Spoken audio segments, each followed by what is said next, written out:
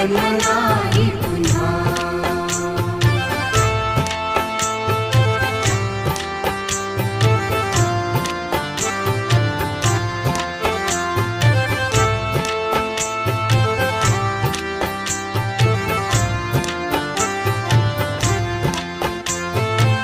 हा जन्म आहे सद्गुरु कृपेचा, हा जन्म आहे सद्गुरु कृपेचा, हा जन्म आहे सद्गुरु कृपेचा। हरि ओम स्वामी समर्थ म्हणा,